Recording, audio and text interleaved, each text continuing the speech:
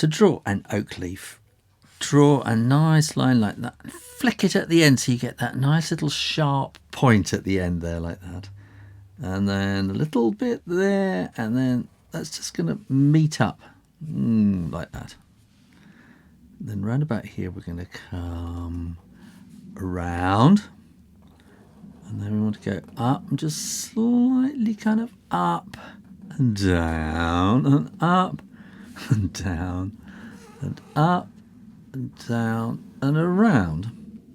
And then we want to meet up in the other direction, so we'll come down like that and in a bit, and then little kind of hook, and another blob like that, and another blob like that, and then join up there. Then you can finish it off with these little flicks. So these are the veins.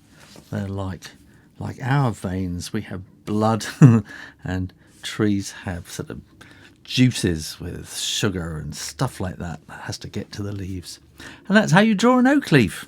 Thanks for watching and subscribing to Draw Stuff Real Easy.